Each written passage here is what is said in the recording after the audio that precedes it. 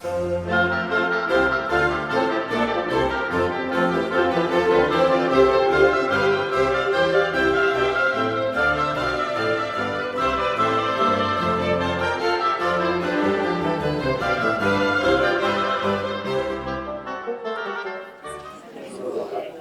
evening, everybody. How are you tonight? My name is Craig Clark. I'm the president of the Portsmouth Historical Society. I just want to welcome you tonight. What a great crowd we have. Really excited to share our last year with you all and talk about our upcoming years together. We're missing that slide, aren't we? So I want to introduce our board of directors, if you don't mind. Craig Clark, we have Becky Sattel. Becky, stand up. No, you have to stand up. You're going to be thing. Bill Douglas, our treasurer. Gary McAuliffe as our curator. He's actually working in Virginia right now, so he's not able to make it. Rich Talipsky, the man behind the camera. Rich Talipsky. Sandy Resendiz in the back. Dave Duggan. Jim Garman. David Gleason's in the back. Oh, don't be shy. Stephen Luce, I don't think he's here. Jerry Macomber, where's Jerry? There he is over here. Thank you, Jerry. Sarah Thurston-Nekras, where is she? There she is, Sarah. And Chris Doherty and Jonathan Chapman. I don't see them tonight, but they're our newest members and a great contribution to the society.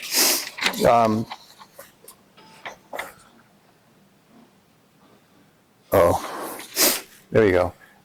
We had numerous volunteers this year. We had a really good events schedule, and school children on site, family fun day, open houses, and had a really good time. I just want to thank any volunteers that participated this past year. We had too many to really we don't want to forget anybody, so I just want to say thank you to everyone that did help this past year. Without further ado, I'd like to introduce our treasurer, Bill Douglas, just to do our financial report for us. If you need these, Bill. We're going to pass out magnifying glasses. I didn't hear that. We're going to pass out?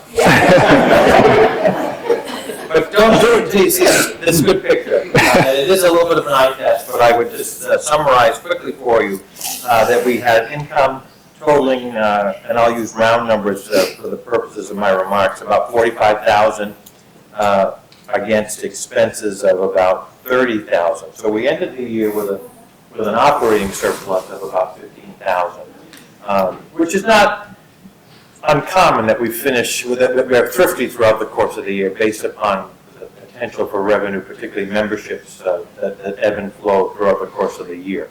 But if you could advance to the next one, Becky, this is the balance sheet, if you will, that shows that we have a very strong cash position, not only in terms of our savings and checking accounts, but also our investment position. We've been using that strong cash angle to pursue a number of capital projects, not only in this past fiscal year, but certainly also in the current year. And we're going to touch upon that maybe in subsequent slides. This is a total and a list of projects and particularly revenue that's come in. It somewhat straddles the past year and the current year. But as you see here, it totals about $60,000 with support not only from the town of Portsmouth, but our legislative delegation, and through the efforts primarily of Becky Sattel, our foundation and corporate guru has secured some amazing sources of income for us, particularly for the larger capital projects, namely the roofs of the schoolhouse and also the museum that perhaps you've noticed as you've driven by in the recent months. And certainly Clement's a strong supporter not only of the society but of Portsmouth, and our own board member who has earmarked some revenue for us, a donation each year for the past 2 years at least for our ADA upgrades. And our own Ann Burns, who's going to be talking about a special project in particular that she has led throughout the course of the year. Great. Thank you, Bill. Well, I'll shake your hand.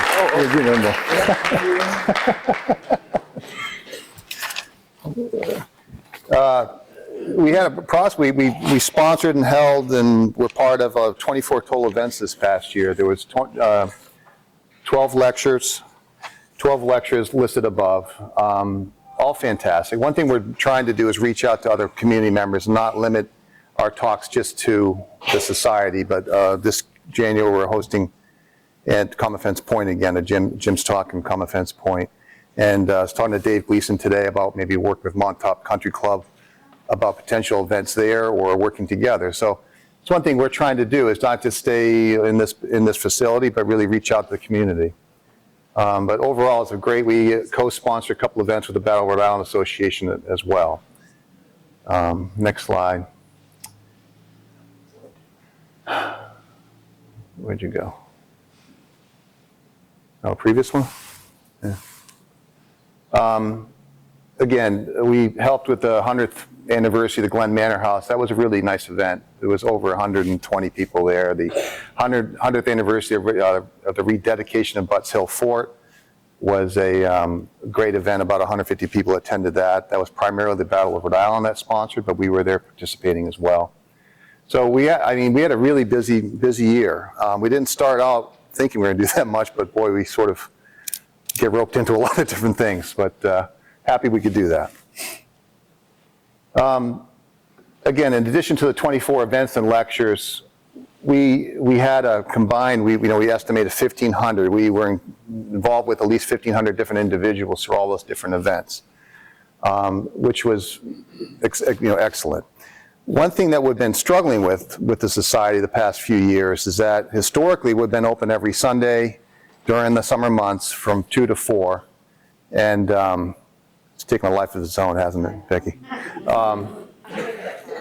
But some days we're getting 1 visitor, 2 visitors, 10, some days almost none. So we were really trying to figure out how we can make it something more enticing for folks to show up. So you may have noticed that we started opening the whole museum during the lectures. And it was very fulfilling to have our docents present and very enthusiastic about showing the whole museum before and after the lectures. So that's something we're going to start doing more of this coming year. We want to do that. Make it more eventful, more significant. I would much rather we have limited volunteers. So when we do have volunteers available, we want to try and reach out to as many people as possible. So moving forward for 24, we may decide only open houses in that form. We're not sure. We're discussing that right now. We've also started Meet the Speaker. I think we sort of rejuvenated that. Jim said we did it years ago, but being available after this talk, not just everyone go home, but we're hosting an open houses for about an hour afterwards. We have a great bartender, Becky Sattel, that does a fantastic job. But we can use some help with that as well. So we'll talk more about that in a second. But the big things this year, new roofs. Let me get my notes, make sure. New roof on the schoolhouse, new roof on the south side. That was about $15,000 on the school and about an $80,000 project upstairs on this roof, which we were supported by the Van Buren Foundation, which is fantastic. We have the new septic system ready to go. We have a new front sign ordered and paid for. Should be installed, I think, Dave Duggan, probably next few weeks, right?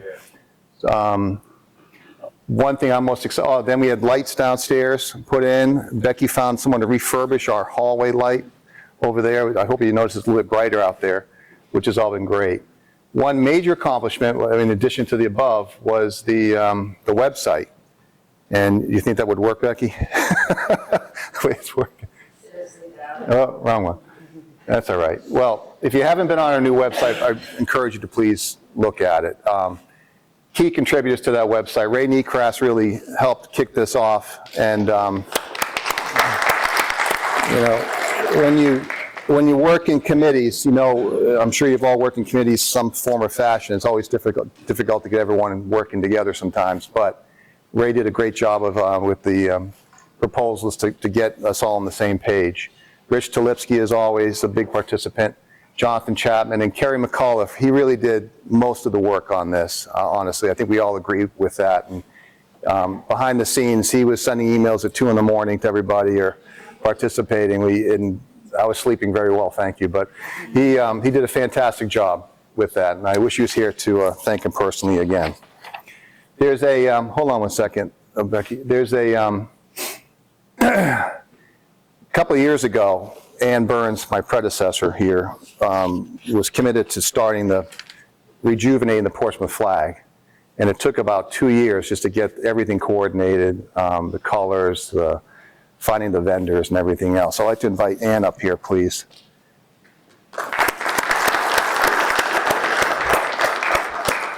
You've seen me over the last couple of years. I've been talking about this.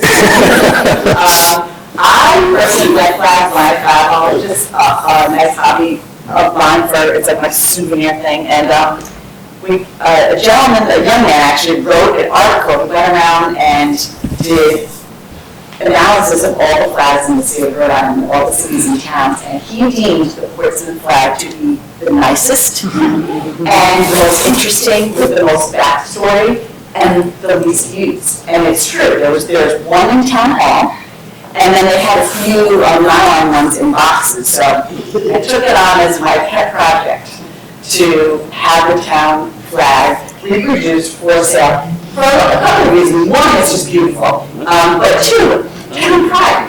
I think it'd be great to have people hang it in their homes, hang it on their, hang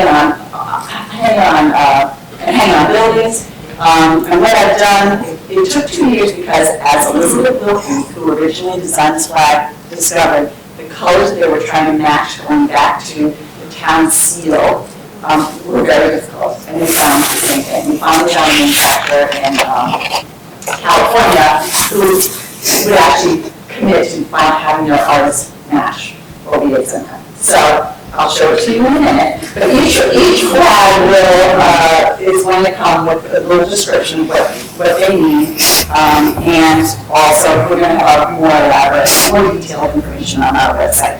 So the town of Portsmouth was used to town seal as early as the year 1676. It was based on the city of Portsmouth, or I think we call it the city, in England. So Portsmouth, England's reigning record, their arms are believed to derive from Richard I, the Lion-Hearted, who reigned as King of England from 1189 to 1199. So its origins are very ancient. The star could be from Regulus in the constellation Leo, which means heart of a lion, or it could have been just Richard I could have copycatted this from the Byzantine Empire, who combined the star of, sorry if I'm reading this, but it's a lot, who combined the star of Bethlehem for the Virgin Mary with the crescent symbol of the goddess Diana after the conversion of Constantine the Great to Christianity. When Richard came back from the Crusades in 1194, he gave a charter to the new seaport of Portsmouth, England, and designed as a seal a star with 8 wavy points above an upturned crescent. So as early as 1676, the town of Portsmouth used a seal, and it was that very same sort of the wavy star, the wavy point star, but they used 7 stars, not just one. Nobody really knows where they came up with the 7 stars. They put it on the shield. It could be because the Portsmouth Compact was signed on the 7th of March in 1638. It could be because the number 7 has biblical meanings, signifying completion and perfection, but nobody really knows. So when the Portsmouth Historical Society was founded and I thought this was a very interesting time, in 1938, the then president, Ellen Chase, asked Henry Wilkie to come up with a sign. He asked his wife Elizabeth, who was a RISD graduate and an art teacher in Portsmouth, to help. Then the town of Portsmouth had her develop plaques to put on the buildings, and an insignia to put on all the town vehicles. And then in 1976, they said, the town of Portsmouth said, we need a flag. And the town council, again, asked Elizabeth Wilkie to design the flag. So it is the officially adopted flag of the town of Portsmouth, designed by Mrs. Wilkie, and I worked with her family, with Jennifer West of the town. Lots of thanks go to Maureen Daniels, who did the graphic design to make the new vector file, because the one flag that was in existence no longer existed in any manufacturing company. So without further ado, The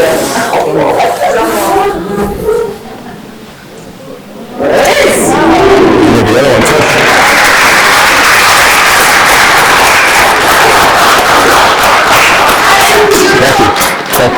Next So time. these are made of polyester, so they're mixed poly versus a nylon flag. The 2x3, this is 2x3, this is a 3x5. We made this smaller size so that you could fly them correctly underneath, like, the nylon. The biggest one, and then it goes down, and then some people ask for the 2x3 because if you don't have a flagpole, you might want to hang it in your home somewhere, and you have room to hang it inside your home.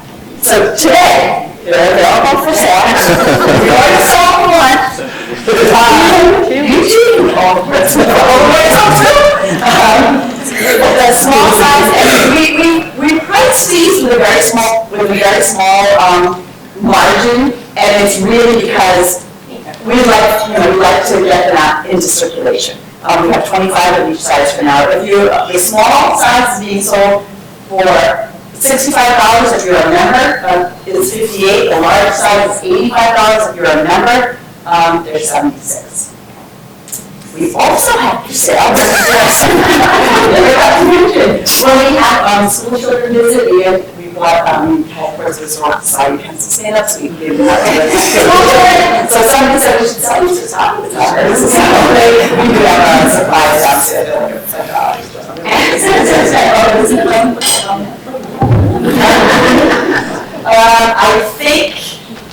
I think that is it. Does anybody have any questions for me on the phone?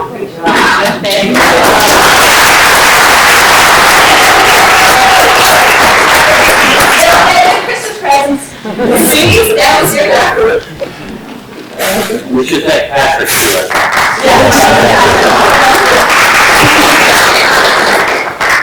Ann started asking me about colors, and I said, you're going with the wrong guy myself. That blue one right there, in the picture, that is actually not the correct color blue, which is one that we thought we had a perfect match, and it came in. But that's all showed up. Oh, that's right. Yeah. So see, there it is.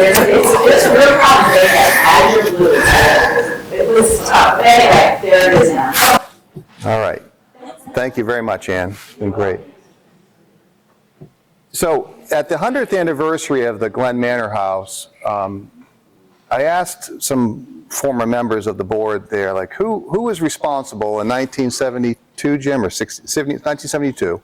If you all don't know, the town was considering tearing down the Glen Manor House. So a group of business people and townspeople stepped up and saved the home. And I asked the question, can we get a list of those folks just to recognize them at the 100th anniversary, because without them they wouldn't be here. And it just started, getting me to start thinking about the amount of volunteerism that happens within the community and within the society here. And we wanted to start recognizing those individuals. A couple of years ago, we started talking about just folks that were president of the organization. How do we recognize them? So we wanted to have a plaque associated with those individuals.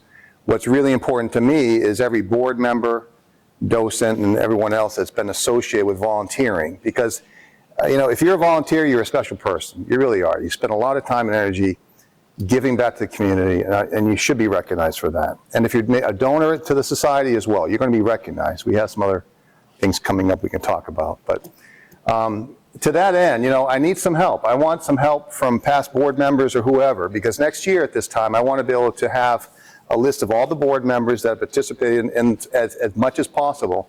It's difficult to go back to 1938, obviously, so there'll be some missing blanks there. But if we can utilize it as a information and get family members to say, hey, my father was there, mother was there in 1962, we'll add them to the list. So if you're interested in helping with that, I'd really love to push that off or promote that next year and have it for display at our next meeting.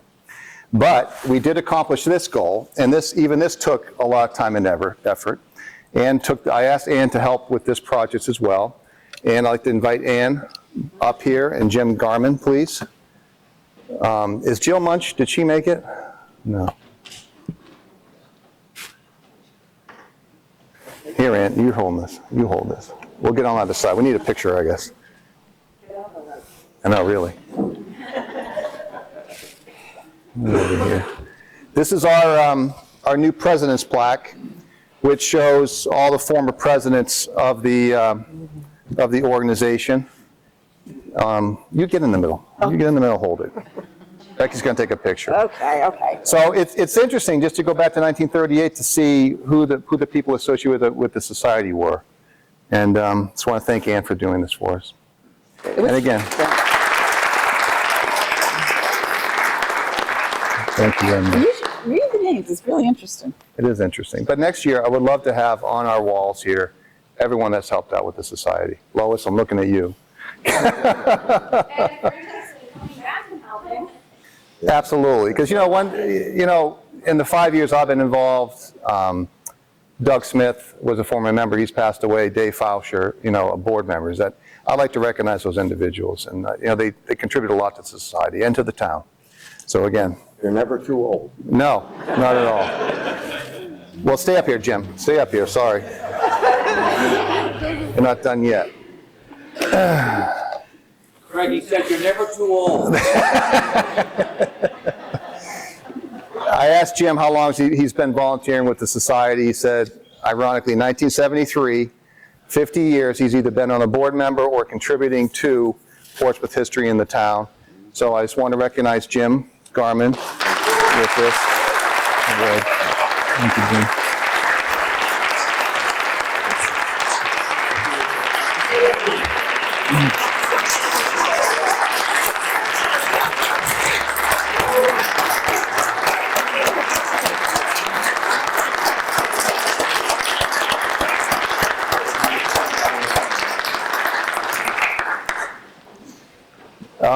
Dave Duggan, come up here, please. Dave is the man that's always here, taking care of everything, really. So 15 years, Dave. Just want to recognize you for all of your hard work. Thank you very much.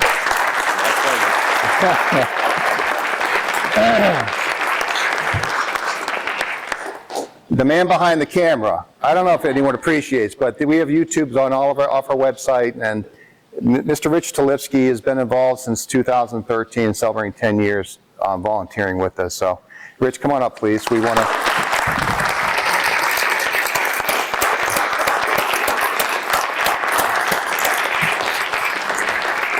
I don't know who would be editing, but I don't know how many hours a week he spends editing everything, but you're a real gem. And Rich is, if you go to any kind of volunteer effort, Rich is there. He's always there. He's like he's on the wallpaper or something, but he's always here. Thank you very much, Rich. And David Grayson, where's David? Come on, there we go. David started as well in 2013 with the organization, and obviously he's a town council member and been a huge supporter of everything we do. Thank you, Dave.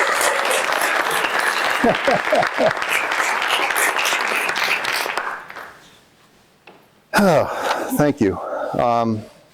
But again, that's dear to my heart, is just recognizing folks for all the hard work. Did I forget anything? No, I didn't. How do we get to that, Becky? Oh, I'm sorry. No, you're right. Go back. Sorry. This is what we have on the agenda so far for, wrong way.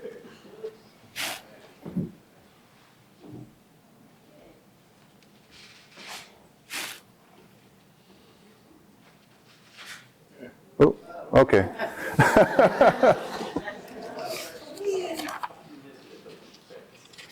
We're all volunteers. There we go. Just want to quickly mention, this is our current list of events and lectures that we currently have scheduled for 2024. One thing which is pretty exciting, you may not know about, but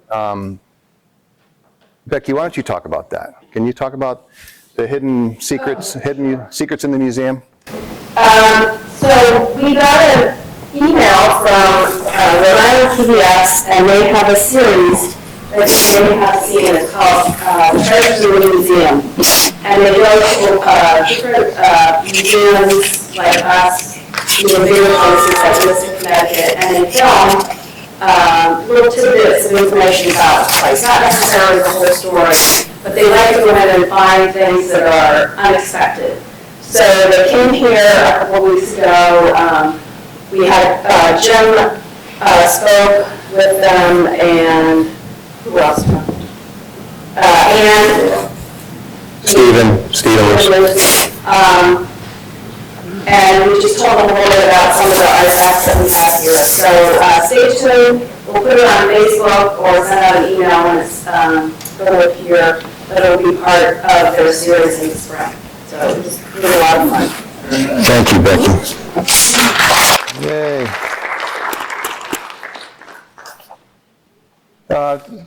If we can get to the next slide. Hold your breath. So, a future of what we're trying to get done this coming year. We've made a lot of progress the past 5-6 years with heating and air conditioning our building. We have a new septic system coming, the new roofs on the building, website. A lot of work has really happened. A lot has to do with Ann Burns' leadership there. I want to recognize her again. Something that's been on my agenda for a while is the educational signs. I kind of call, we can't get people to come into here, let's make sure we have some informational signs throughout the town. And with our new, this map is actually on our website. So we have funding right now in place for 10 signs. We're looking for additional funding. To be able to link our website to this picture over here is of the Brown House. So people can start at the Brown House, work down to the polo fields, to the barns, all the way down to Glen Manor House. All these signs where all these historic places, Founder's Brook, Town Pond, you name it, we're talking Bristol Ferry, Island Park. There's so much history we have that is on our streets that our youngsters don't know about, and a lot of us don't even know all of the history. So we're really looking forward to kicking that off this year, and we're committed to making it happen. We have a designer in place to help with the design of the signs. We have the cash. Again, anyone that wants to help, just help coordinate those would be fantastic. So our plan is to start with the Glen Manor House, or the Glen, and because that seems to be it's a very busy area. So that's one major thing here. Is Steve Stone here? Did he make it today? Okay, they're starting another initiative. Steve Stone, through our Rhode Island PBS station, or our Rhode Island Cox channel station, right, Rich? Public, yeah. He's starting a program called Time Capsule, where we're trying to get older citizens and to talk about their history, and again, what it was like in Portsmouth, whenever you started. Because again, we're losing people every day, and we want to try and capture as many memories as we can. As I mentioned before, we've made a lot of good progress. We have railings on the front steps. We have an ADA bathroom. It was upsetting to me that, again, at the 100th anniversary at the Glen Manor House, it was a member that said, I just can't come to the society anymore. So we've had an initiative for a few years, and we're working through all of these ones. But now, Becky, can you get to the next one? We have a design in place for an external lift. So this is where it currently looks like. So to be a full enclosure, if you look here, if you're looking up from Union Street, it'd be a continuation of the clapboard. So right outside here, there'll be an external lift to help everyone get up here. Bill Douglas was just mentioning earlier to me today that he wants to break Jim's record of 50 years of service, so it's all for you, Bill. And I'll need the elevator before he does. Yeah. So that's very feasible. We have the design. We're talking to the manufacturers of the lift. We have $10,000 allocated towards this already. Our estimate right now is around $80,000 to maybe $100,000 to finish that project. Which would include also ADA parking with a ramp and concrete to this lift. So again, that's very important. I hate to see that people cannot participate in our events, and it's going to be a major priority, a major push for us this year. So hope you can help. It's the end of the year, but we have a donation button on our website, so please hit it. So, but we'll have more information. We'll have all the details worked out by the end of January, we think, with our contractor and the supplier. So we're going to start a campaign push this coming year. Next one, Becky. Something else we're trying to do is just, rather than just have corporate memberships, we're trying to have sponsorships, try to see if folks, companies or individuals want to sponsor our lectures or events. And the $500 would get you recognition on our website, yard signs, sponsor events, a banner with listing all of the key contributors towards those goals.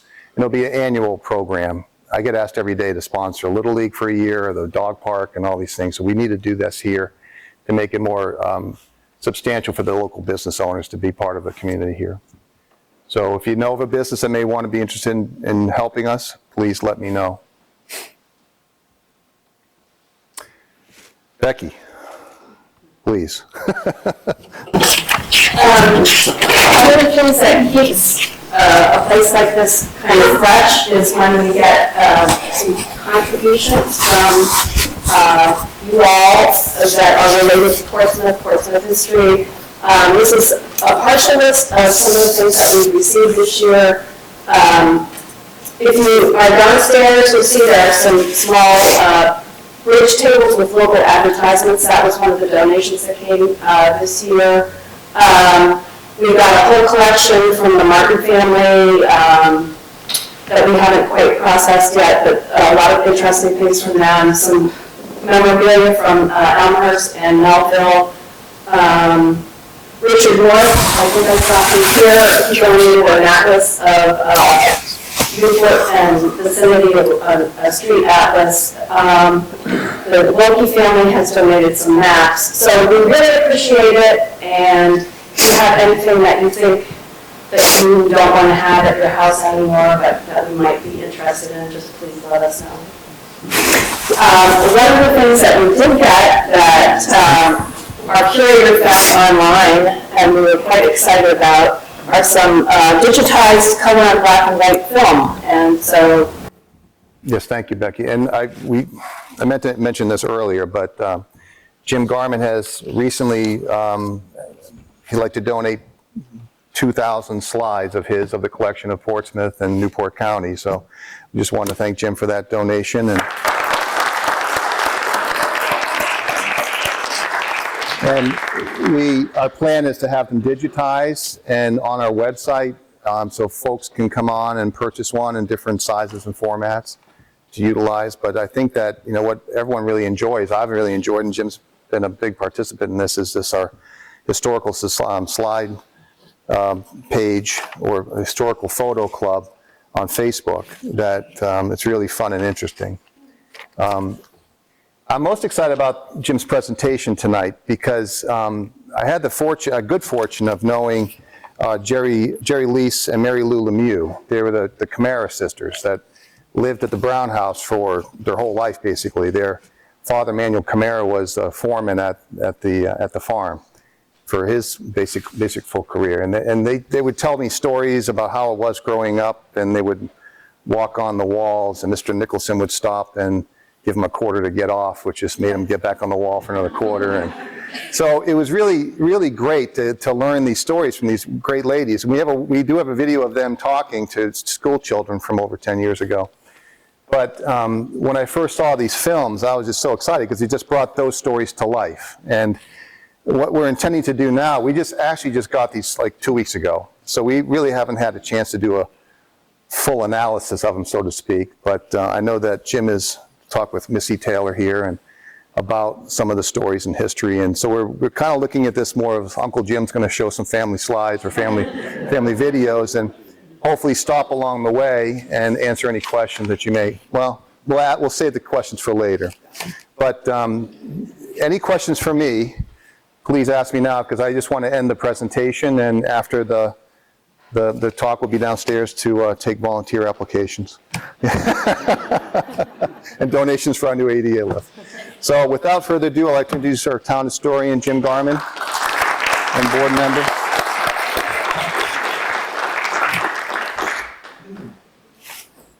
Nope, let me give this to you. I get this. No, Jim he doesn't want this on your I phone. need that too? This is for the recording over there. Okay. Let's put that on. I got this one. Oh.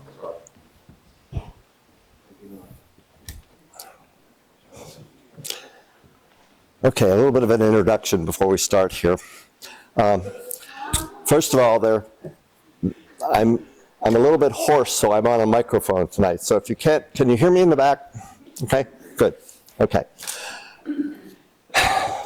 I've been looking at eBay for a long time, and both Carrie and I came across a real treat a couple of weeks ago. And I think it's really special. It's a series of films that are between 13 and 18 minutes each about Glen Farm. The first one, which we're not going to see here, but we'll be able to see downstairs, is of the Newport County Fair in 1928, as far as we can tell. It's a lot of images of horses and buggies and cows and so on running around the fairgrounds. The other, that's in black and white. The other two are in color, and they are scenes from the Glen Manor House. And the best we could tell, again, they are 1940 and 41. And you'll see a number of pictures of Mrs. Taylor, who by that time was Mrs. Taylor Nicholson, and Mr. Nicholson, who is in them. And I have spent a number of minutes in the last couple of weeks trying to identify some of the people there. And one of the people that has very much helped me is Missy Taylor, Mrs. Taylor's granddaughter, and she's sitting up here in the pink.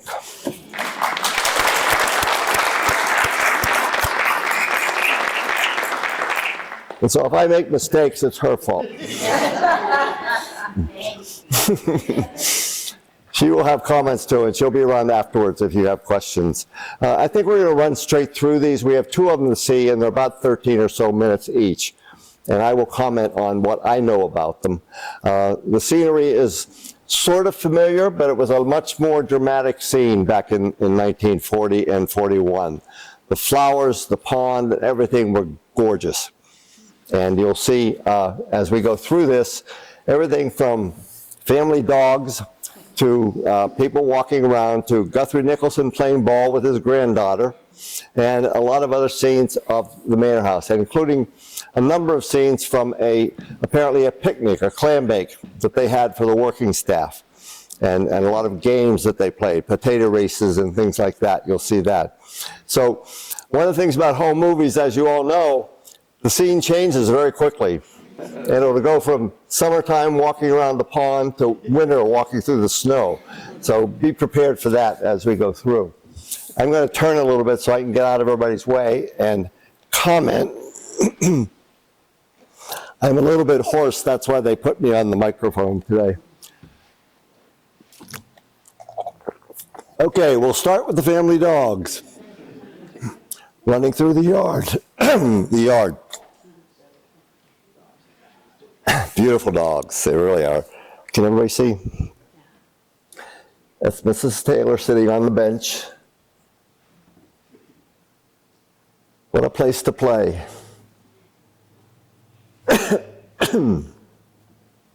You have to look quick at some of these scenes because it'll change very quickly.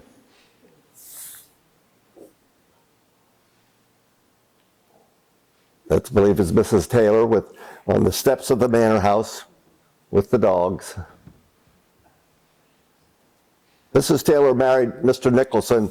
That's Mr. Nicholson in 1938. Poor dog couldn't even walk down the steps, had to be carried. She had been married to Moses Taylor, who died in 1928, and then she remarried Mr. Nicholson in 1938.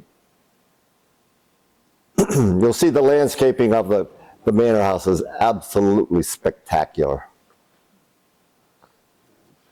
Unfortunately, we don't have sound, by the way, I should mention that. Who did you buy these from? Pardon? Who did you buy these from? They came off eBay. Believe it or not. I mean, you know who was selling them? No. Carrie took care of that. I was going to buy them, and they said there were 16 millimeters, and I didn't know what to do with that. The 16 millimeters large film. Yeah. I've dealt with 8 millimeters. This is some of the family, and again, the snow scene on the road. But they were converted to digital, and they are now available. Mrs. Taylor walking down the path. Is that Farm Road? Pardon? Is that Glen Farm Road? That's the road down into the house. Look at that beautiful horse. It's a Percheron horse. They were big dray horses. What a gorgeous horse, though. And of course, all the animals were show animals. That might be Mr. Camara, but I'm not certain. Back to the snow.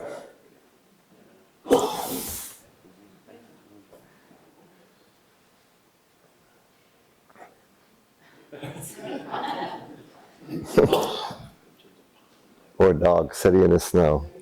So there's the manor house you can see in the background. This is Mr. Nicholson.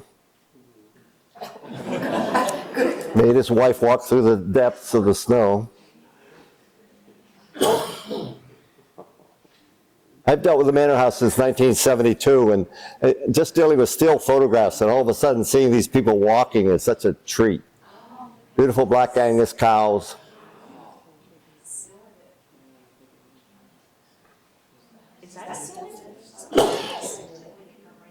Again, they were raised for show, and they won a lot. I think they're still there. There are a whole board of ribbons in the barns down there. They had a large staff of farm staff and a yard staff there. So some of the workers.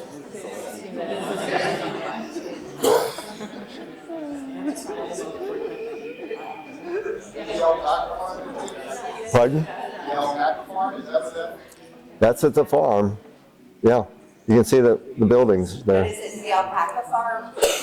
No, I'm not sure. Yes, it's Glenwood Farm. Yeah, Glenwood.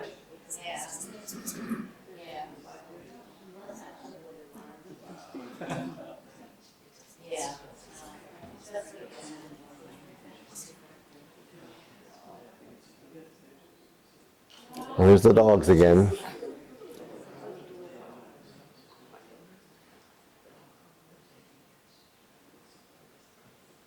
Again, the manor house is gorgeous with all the ivy and everything on it.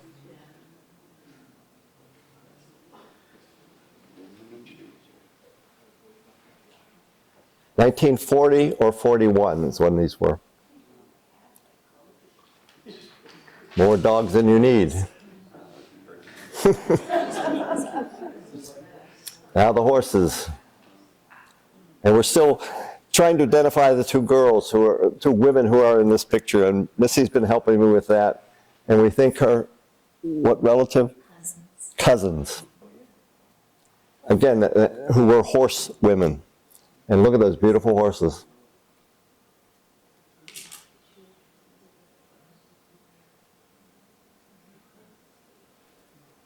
This just brings to life the whole life at Glen Farm. And this was late in the career of the Glen Farm. It really wasn't thriving in 1940 as it had been in the 1920s and 30s.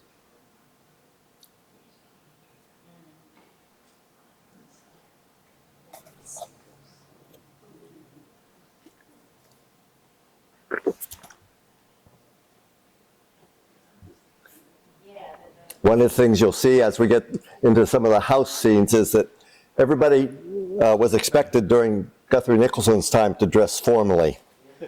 And Tony Taylor, one of Mrs. Taylor's sons, told me one time that they were relaxing in the manor house in casual clothes, and Guthrie came in and told them all to go home. It's very formal. And cows. Beautiful cows. Look at the banded cow there.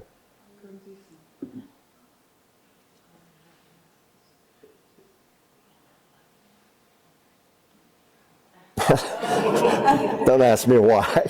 I won't explain that one. But there's the Secundit River in the background. That's Guthrie there. Again, out in the farm fields, he's got his coat and tie on. Okay, here's the reflecting pond was just absolutely beautiful. And sadly, when the town took it over, they filled it in. Look at the flowers. I think that's roses, but it's hard to tell. Not a lot of detail.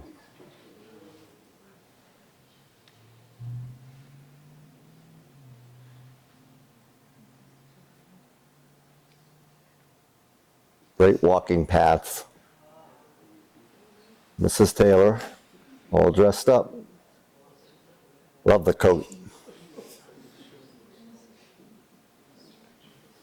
She always had fairly large hats on when she was outside.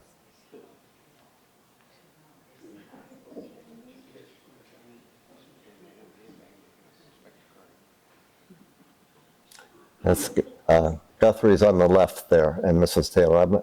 We haven't figured out who the other. Yeah. Yeah, we're working on him. And the girls.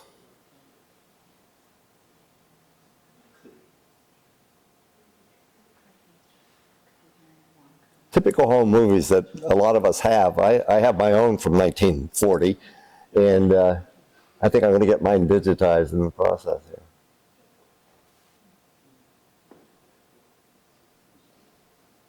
Back to the horses. So much open space and so much areas for animals to walk around.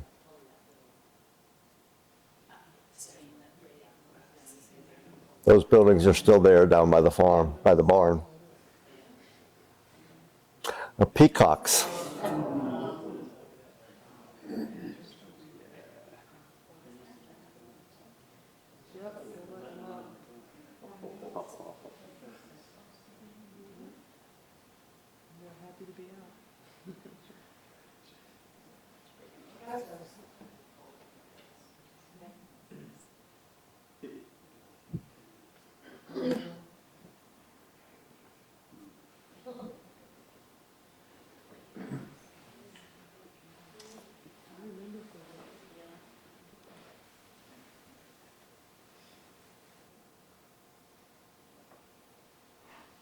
And the ducks. That's the last part in this one.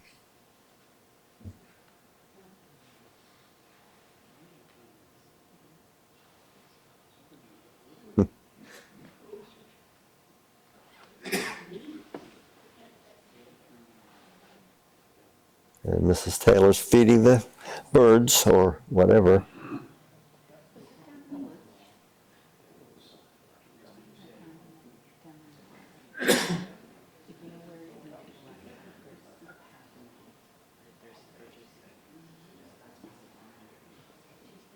Did we figure who that was? Reginald Taylor, who was the person who took over the farm after Mrs. Taylor died and processed it into being sold.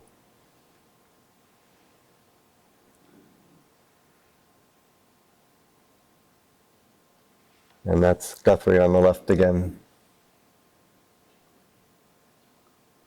Love the 1940 fashions. That's the end of the first one. We have another one that's just about as long, so the chance to set it up. Could you tell us again what the town paid for the farm? But the town paid for what was done in two parts. The main part, the manor house and the school. Let me talk before you start, Becky. Let me just say something. The town needed a school, and the town wanted to buy a school, and Elmhurst was a school.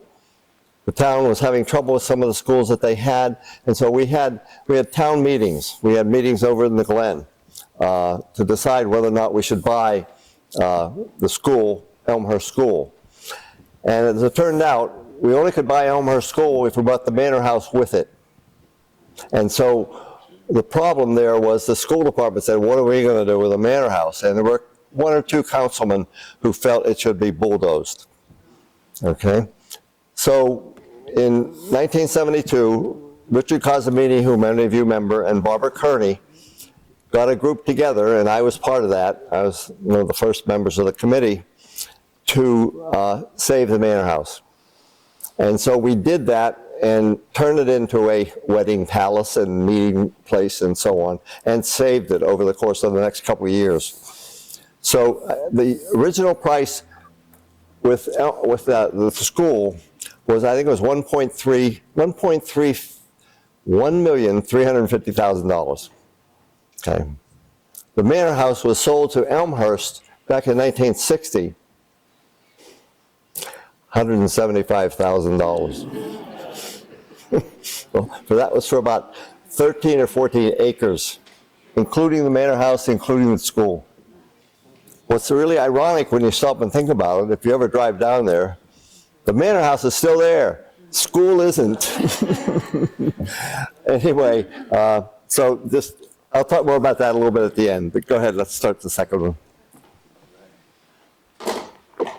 We had some soldiers marching around the beginning of this. I think they're ROTC guys or something, I'm not sure. Oh, it'll be up in a minute. More dogs. Beautiful dogs, God, gorgeous. Whoops. Here we go, this is at the county fair. They look like ROTC students or something. But again, this is right before World War II. You'll have to bear with marching in ranks here for a little bit. Where was the county fair held? County fair was held across from St. Barnabas Church up on the hill. The fairgrounds building is still there. It's a construction company and a few other things right now. But that's right at the, across, up on the hill from St. Barnabas. That was all county fairgrounds. And the county fair was there from 1898 to 1938. This is the gardens, obviously, and the pool. The county fair kind of died out because it was less competitive, I don't know, less interest in it. Excuse me. Look at the gardens. Took a few people to maintain all that.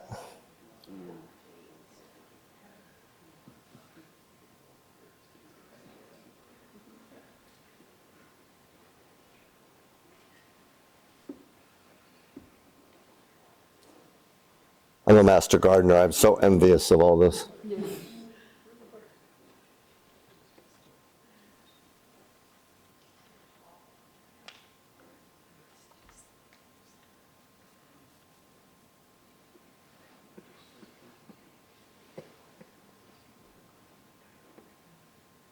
Did they live in New York and just live there part-time, or was this their primary residence? Pardon? Did they live in New York, or was this their primary? This was a summer house, but more and more with Mrs. Taylor, Mrs. Nicholson, and Guthrie, it became a permanent year-round. They lived in South Carolina for a while. They lived in California for a while. But it started out as just a summer house. Oh, this is the staff picnic, clam bake, potato race. But from about about 1940 on, it was a more permanent home.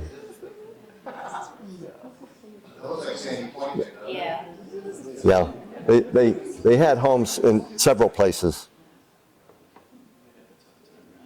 Guthrie Nicholson came from one. He had a home in Arizona. He was very much a big industrialist. Tug of war. Guthrie's judging there. He's sitting on the line.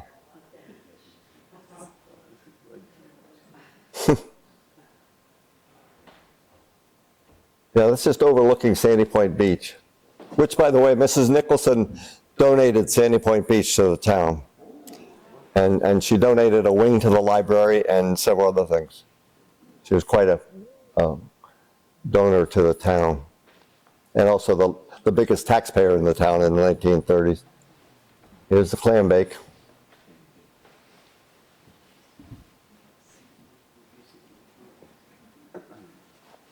You must be passing out the salt shakers. Here's the bake.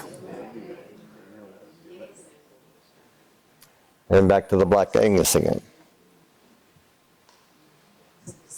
And of course, if you're going out to walk around the Black Angus, you make sure you have your coat and tie on.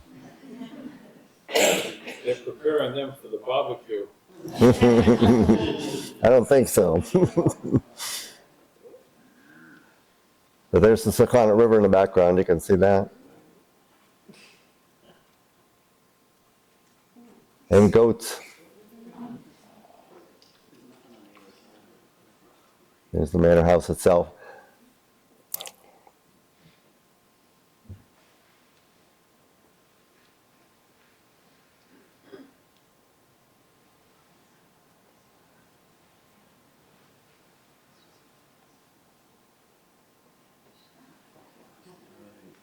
hiding in the foliage.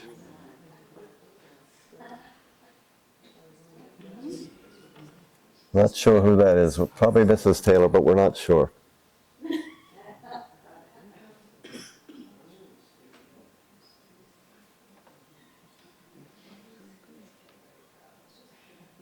Isn't that gorgeous?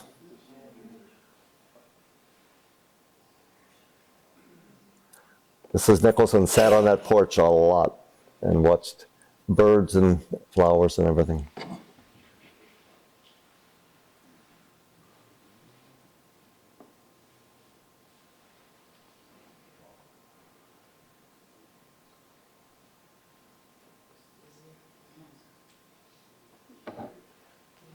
That's lush. Look at that. And again, that's above Sandy Point Beach. Few houses there now.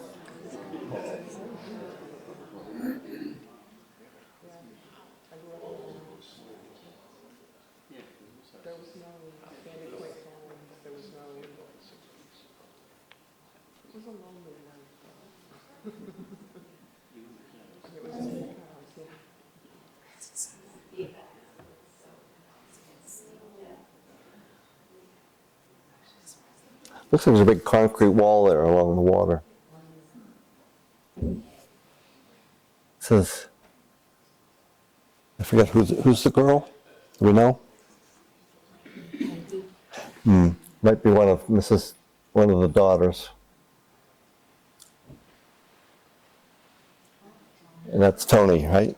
Tony Taylor. Now we get to play ball with the little girl. Look at the wharf, so beautiful. That is probably, as far as Missy can tell, that's probably his granddaughter, not a Taylor.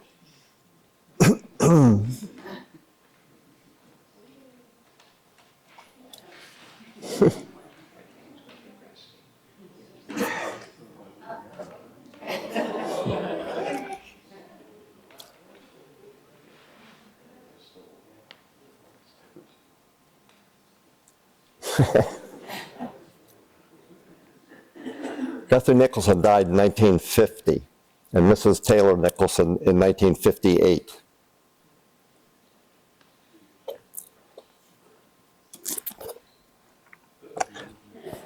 She died at her home in South Carolina that year.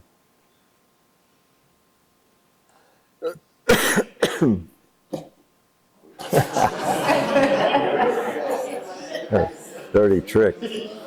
She got it.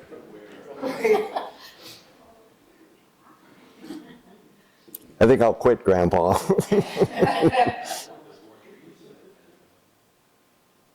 I'm guessing that's Mrs. Nicholson, but it's hard to tell. I don't know what he's doing with the poor dog. Teasing the dog. Look at the flowers. She very often wore big hats like that.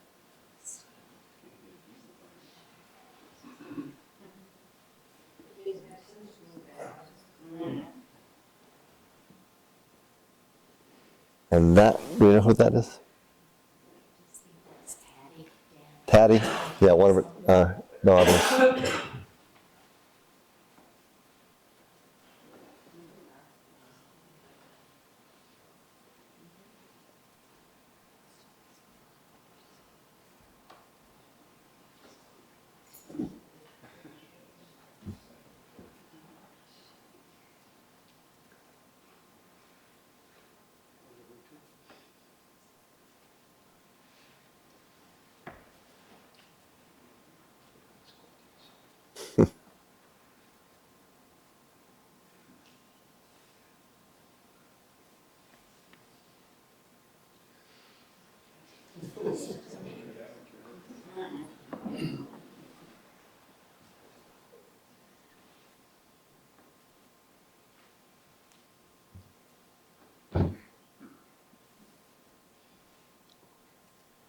And that's some of the family. Guthrie's in the middle.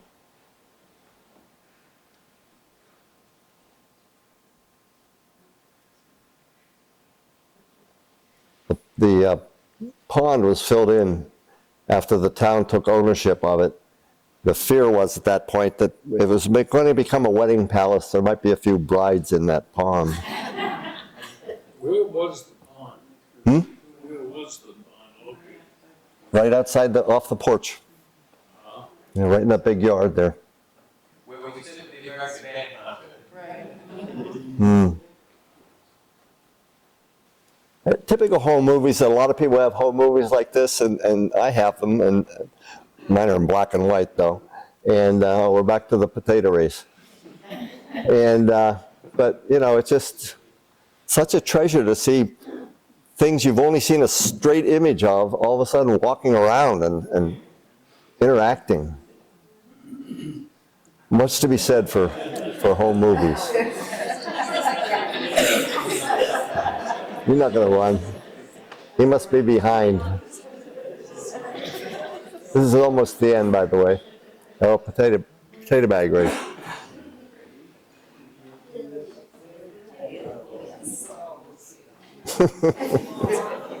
That's hard. I don't know if everybody ever tried that. I've done that.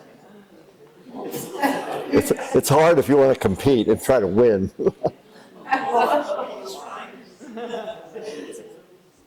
Well, back to the tug of war.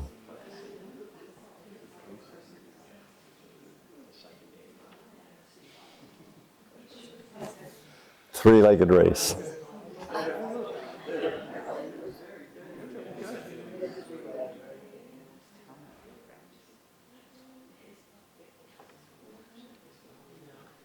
And the food. Can you imagine what a project that was?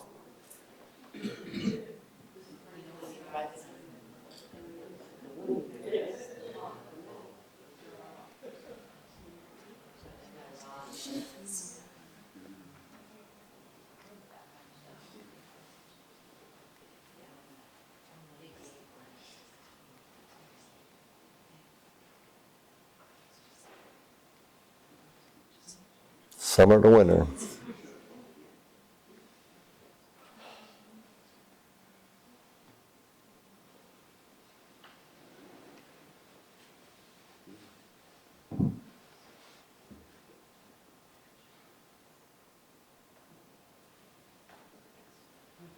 Nan Waters is living over at Timberville. She's 90 something. She might be able to tell you something. Yeah. She said they used to play ball right where the Fisher House is, Mm-hmm. just below that.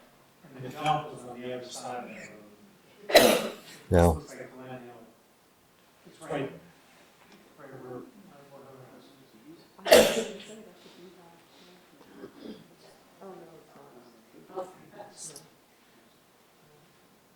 Jim, how do they heat that back then? How are they what? How do they heat the manor in the forest? How they heat the manor house? Yeah. At a big furnace, huge furnace. When we got to Washington D.C. somehow. I don't know how that happened. Yeah, they had a huge furnace. We actually took it out and replaced it when we took over the manor house. Here's the family walking down the mall.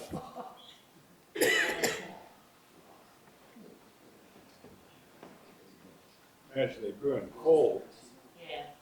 Yeah, it would have been coal originally. I can't remember what it was when we, but this is, again, I think one of the daughters. Yeah. We're not sure. There she was a wave. Back to the Black Angus. That river is so peaceful, it looks so peaceful here, and it does when you look at it as well. It's just, So undeveloped on the other side. there's what? Nothing on the other side. Yeah. Again, this is 80 years ago. And color film just got going about 1910. So we're very fortunate to have it this good, this late.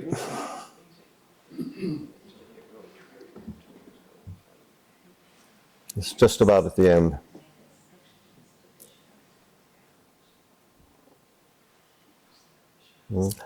Walking through the fields in his suit. That's a great shot with the one cow.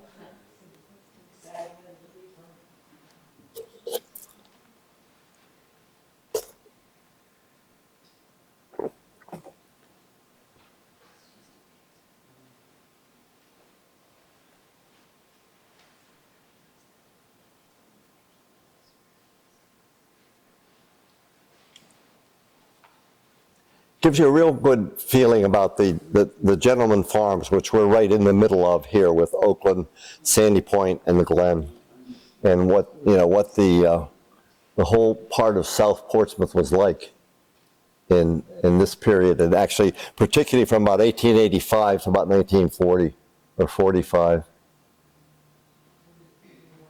During World War II, the Navy wanted to build a housing development on Glen Farm, but the government didn't authorize the money, fortunately.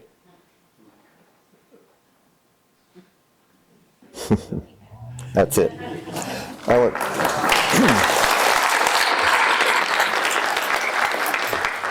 want to make a few final comments, if I may.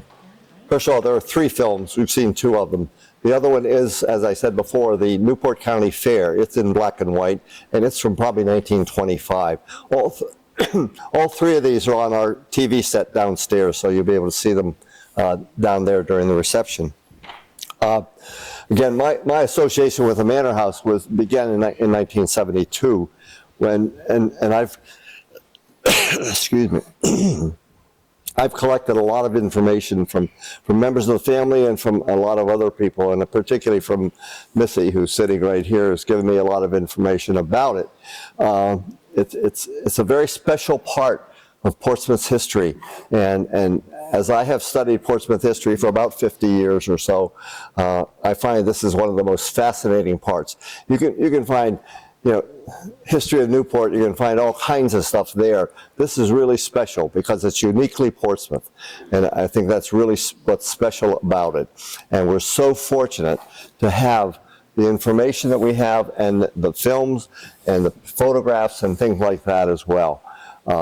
There are downstairs on one of the card tables 3 of my albums that I have gathered information on Glen Farm, and feel free to take a look at those when you go down while we're having the reception. I'm still looking for stuff. I find stuff all the time. Again, these movies showed up on eBay, and I don't know how that happened. But and I can't remember the source. I looked at it, but I just said, I can't deal with 16 millimeter movies. I didn't know what to do with them.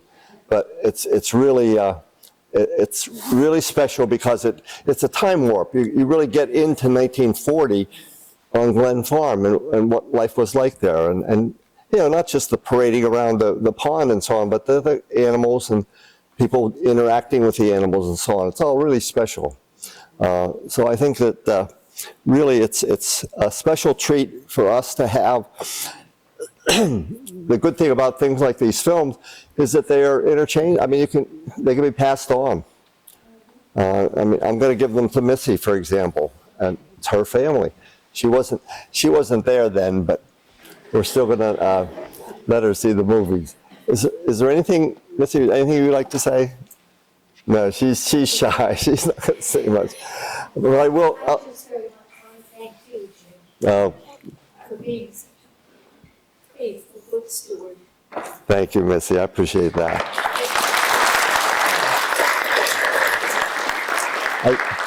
I allow about 5 or 10 minutes for questions, but no more than that, because we got a lot of food to eat downstairs. So, yes. Are you in regard to maintain the Manor House now?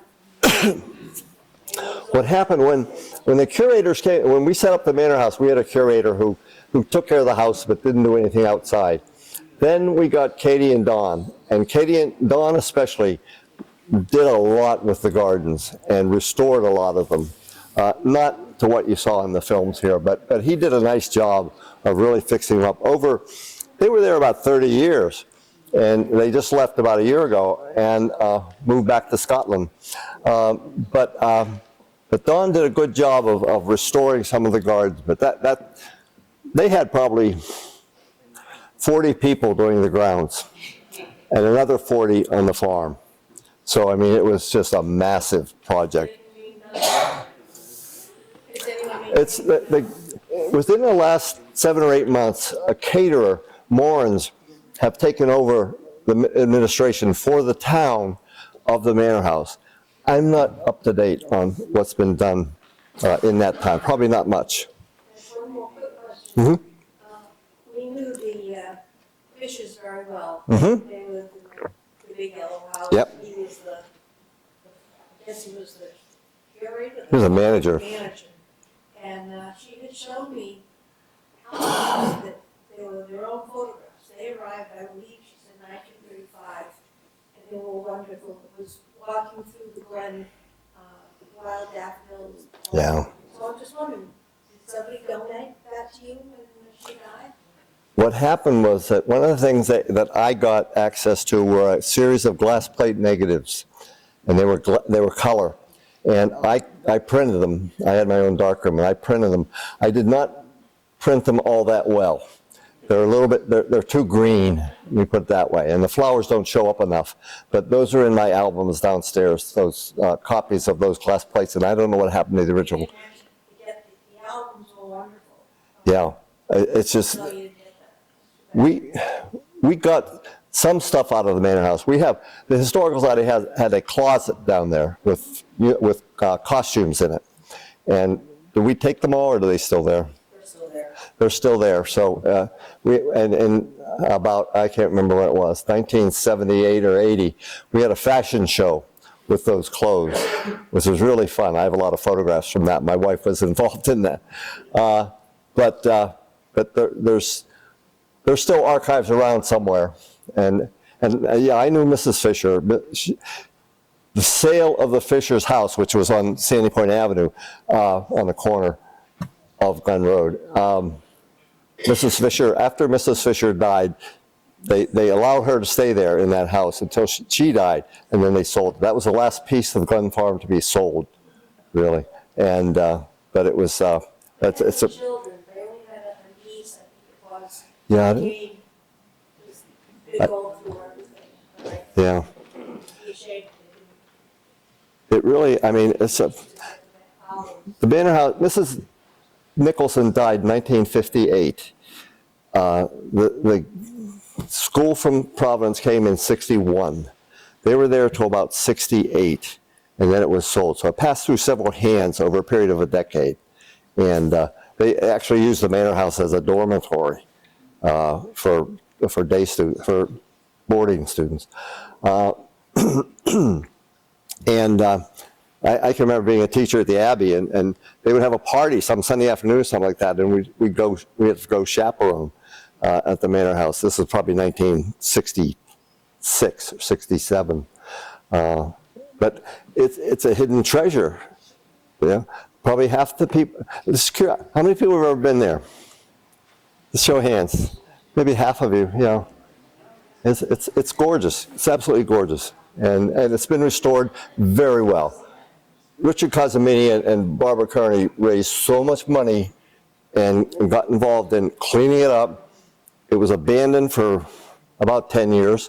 And beginning in the 70s, we really put it back. And I was so proud to be a part of that operation. And I don't know if there's anybody else here that was on the Manor House Committee, but it was still going until fairly recently. There still is a committee.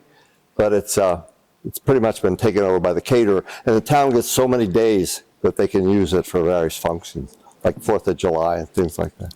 Any other quick questions? I'm going to hold you up. Everybody wants to eat and drink. Yeah. Bob? I remember the fairground. I remember the oval track. I remember an official stand on it. Yep. And some bench seating in the back. But I can't place how that fit between East Main Road and the bank. I'm going to learn when I get downstairs. Yeah, look at the black and white movies, you'll see. Thank you all very much. Appreciate you coming.